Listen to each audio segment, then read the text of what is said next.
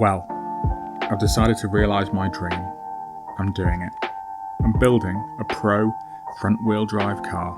Well, kind of.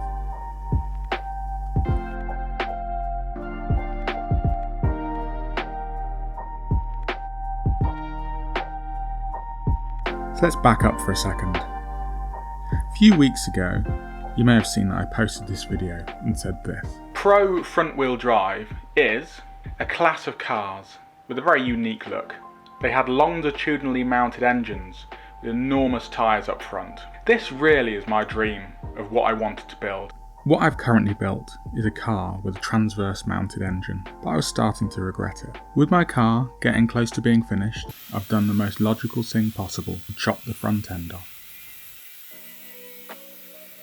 I've had a couple of small adapters made at a local company so that I can extend the tubes at the front of my chassis.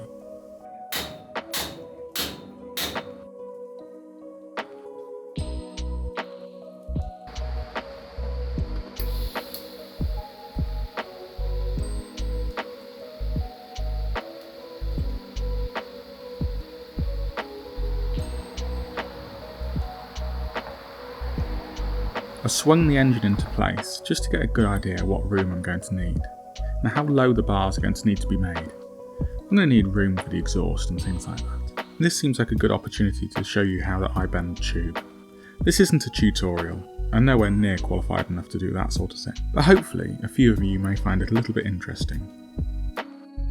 This is called well, I forget what it's called, but what it is a piece of tube that's been bent in my bender, and I put a few marks on it that line up with the clamp.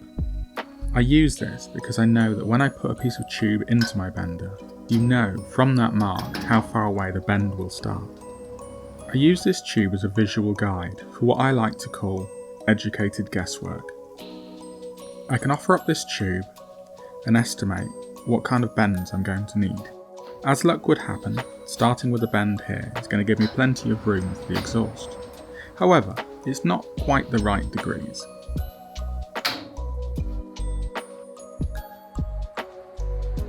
So, holding a protractor in the air at the rough angle that I want it to be, I can take note of that. And when I bend my tube, this is the number I will bend it to.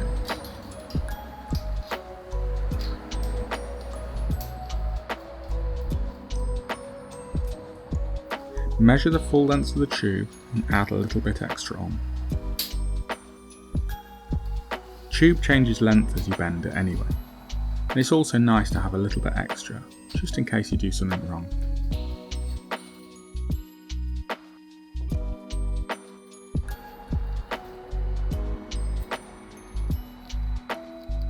Cut my tube down to size, and then use this thing to measure where the bend will start.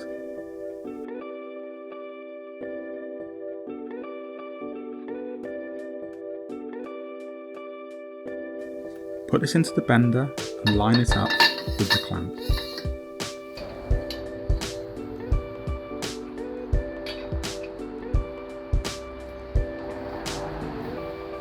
Obviously I'm very strong, so I make this look incredibly easy.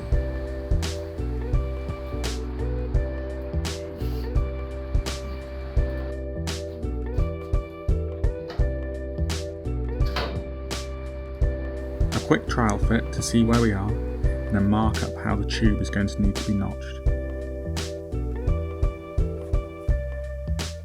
Measuring the angle of where these tubes intersect,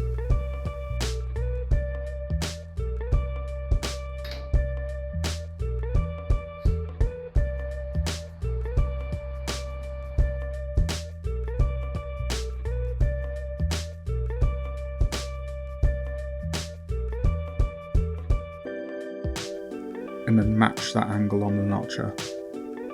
I normally put this notch in a little bit further away than it needs to be. You can always take a little bit more off later.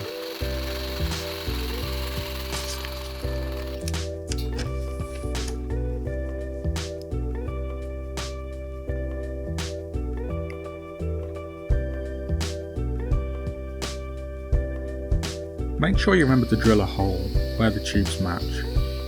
When you finish welding, it's going to be completely sealed inside. The hot gases are going to try and escape. As this pressure tries to escape, it makes welding the last bit very difficult, so just having this little hole inside will help the gases escape.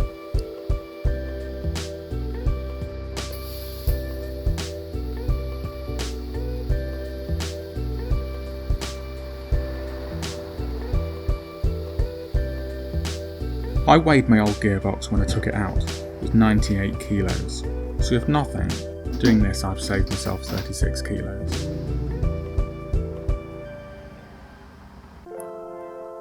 And here we are. This is where the box will sit. Both drive shafts will be equal length, and lots of weight will be forward of the wheels. I'm pretty happy with this.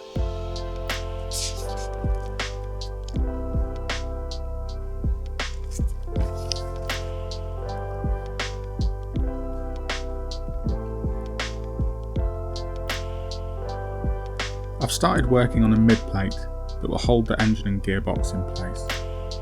We'll talk more about that another day.